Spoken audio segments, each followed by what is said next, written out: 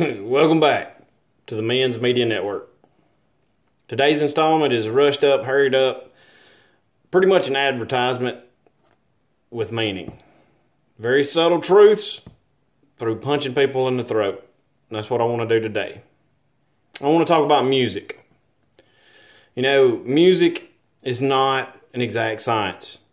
Nobody can tell you what is audibly palatable to your ears. Nobody can make that choice for you. That's up to you. But there are certain things that make sense and that don't. And that takes me back to the comments that a preacher told me one time. And I think he was referring to a gentleman that led Amazing Grace in a church service. And I promise you, we all had time to go home and do a load of laundry before he was done with the first verse. This preacher told me, he said, you can drag a song to the point, but it's like dragging a mule. You're going to kill him. Well, brothers, there's a lot of music out there being killed, and I ain't talking about the tempo. So many times guys will come to me, my brethren will come to me, and they'll say, Chris, what's happened to my country music? Can you save it? And I'm like, usually, no. Ain't nothing I can do for it. It's about like our political process. It's too far gone. Too far. Shot.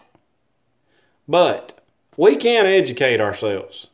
And a lot of times the best education is looking back at history. And I want to go back to an era that I lived through, the hair metal. You know, bands back then thought it was great to wear them tight breeches that fit tight everywhere.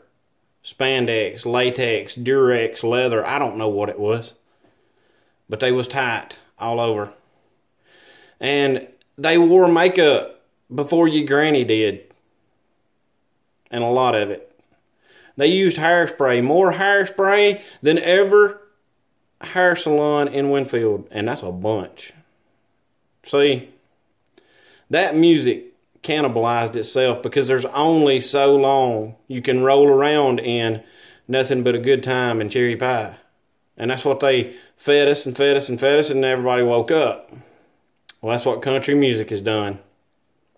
They fed us the truck, the tailgate, the dirt road, the bonfire, and the scantily clad Daisy Duke wearing hottie dancing on the tailgate of a aforementioned truck.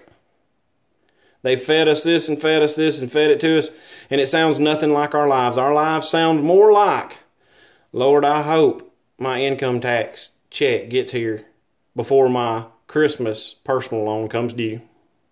Or my August power bill is going to be high.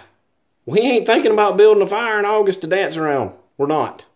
Our lives are a lot more complicated than that.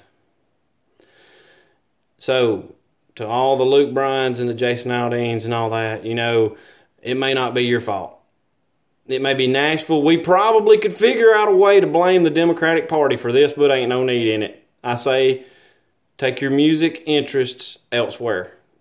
Look for the singer-songwriter, the stuff that's off the radar, or local music.